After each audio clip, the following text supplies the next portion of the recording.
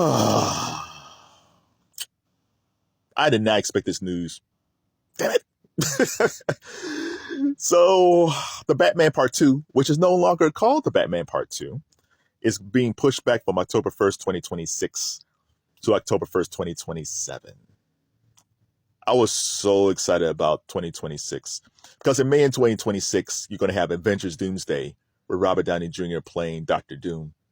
And then in October of 2026, there's going to be The Batman, directed by Matt Reeves, starring Robert Pattinson once again as Bruce Wayne / Batman. But James Gunn, the head of DC Studios and the director of the next Superman film that comes out, I think, next year, he said Matt Reeves, the director, is still working on the script, which we've been hearing for a while. We kept on hearing like that they've been working on the script. But I kind of figured, well, they'll probably start filming in 2025, so whatever, they'll probably get it done soon. But no, they're still working on the script. And there's a backlog of special effects movies. So it seems like there's a lot of movies with special effects coming out, and they're everybody's behind. So here's a career tip for y'all. If you ever thought about special effects, if you love movies and find out how you do special effects, what classes you need to take, who do you find as a mentor? Because it seems like they don't have enough people doing special effects. So if you can find out how to do it, you might actually make pretty good money. You might be overworked, but if you love special effects and love movies, that might be a nice niche for you. So that's a career tip. So I've had a love-hate relationship with Gotham City the past few months in 2024. If we go back to 2023, like right before New Year's Eve of 2023, I was so excited for Joker 2. I was so excited. And then August of 2024 rolled around, and there was whispers that the film was not as good as the first one.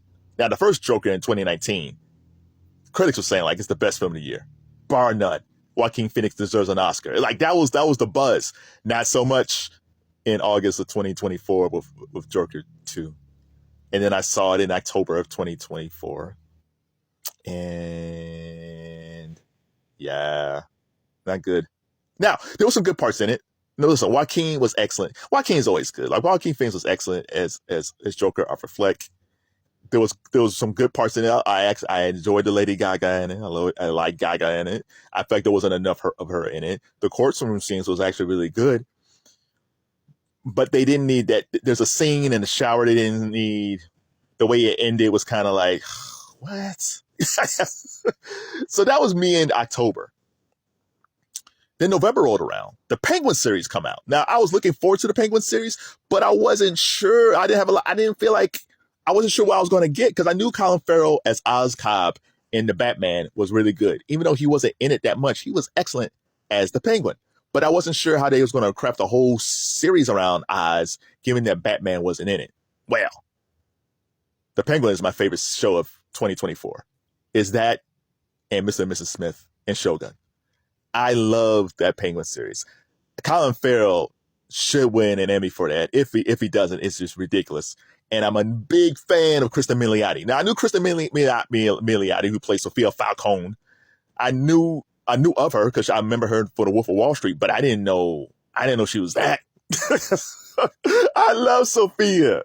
But that show on HBO, it got me from the very first scene. I'm not going to tell you exactly what happened, but it's a scene with Oz Cobb, played by Colin Farrell, and Sophia Falcone's brother, Jimmy Falcone.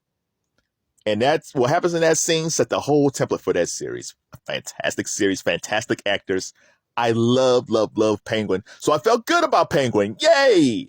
So I figured going into 2025, they're going to finish up that Batman Part 2 script. They're going to start filming in 2025. It's going to come out in 2026. Not so much. However, I will give Matt Reeves, the director of the Batman, credit. He actually cares about this franchise and he cares about this character. Back when the first Batman came out, the Batman with Robert Pattinson, I was reading up on how Matt Reeves put this thing together, and first of all, he was a Batman fan, so he loved Batman comic books. When he was writing the script for the first version of the Batman, he looked at graphic novels. He took ideas from the graphic novels. He did the same thing that Christopher Nolan did with The Dark Knight. The only difference is Christopher Nolan wasn't a Batman fan, But he realized because he wasn't, he was just going to have to do a deep dive into learning about this character, Gotham City, and that whole world. That's why Christopher Nolan's so great. He does the research. Matt Reeves is even extra special because he actually loved the comic books. So he dived deep into this. And to be honest, it might have taken Matt Reeves to put all this stuff together. Like, we don't know. Because, you know, you heard like, oh, Matt Reeves, because they was talking about, you know, the Ben Affleck, there was going to be the Ben Affleck version of Batman. That was the plan, and they scrapped it. And then they said they're going to go younger. And Matt Reeves, who directed the newest Planet of the Apes, the first movie, and also Cloverfield, was going to take over. Well, I said, okay, that's cool. And then Robert Pattinson was going to play Batman, and Zoe Kravitz was going to be in it. It's like, okay, that's cool, but I wasn't sure what it was going to be. So maybe it took like Matt Reeves 5 years. So maybe this was his plan. Maybe it takes him 4 to 5 years to do this. We just weren't paying attention. But because the Batman was so good, you said like, come on, man, let's go. But maybe the creative process that Matt Reeves is doing is actually a smart play. Like, I don't want Matt Reeves to make The Dark Knight 2.0. He doesn't have to be Chris Nolan. He doesn't have to be Heath Ledger. Like, I don't need that. As long as I get great performances, a really good script, and a really good villain, I'm good. Or villains, I'm good. So whatever he produces, I think he actually, the difference between Matt Reeves and maybe Todd Phillips when he did Joker 2 is Matt Reeves actually cares about the fans and making money for the studio and making a good movie. Todd Phillips, his whole thing was, I'm going to make the movie I want to make, screw the fans and screw the studio. I don't even know how you think this way. How in the world can you think this way? Like, screw the fans. The fans made the first Joker $1 billion. What do you mean, screw the fans and screw the studio? So Matt Reeves is on the total opposite side. Like, he actually cares about us, the fans. He cares, you know, he wants to make money for DC Studios. And as a director, I'm sure he wants to make more movies, different types of movies. So if he has 2 hit films back to back with the Batman, that's great.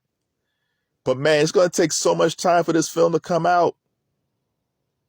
I am going to look like Sam Jackson and Django by 2027. When you're younger, you don't think about these things. Like, when I was a little guy when Star Wars first came out, I kind of remember, like, after I saw it, I was pretending I was Luke Skywalker in the backyard going boom, boom. Like, I was really into it. I was small, right?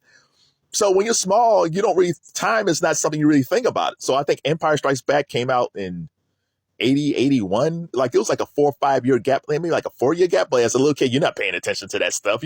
You're in your own universe, right? But when you get older and you say like, oh, this film will be another 5 years, he's like, what? I didn't have to worry about this stuff 10 years. 10 years ago, I wasn't getting physicals like every month. Ay. But I trust Matt Reeves. I think he wants to make a really good to great movie. I will wait the extra year, and I will just save all my love for Avengers Doomsday Part 1 with Robert Downey as Dr. Doom.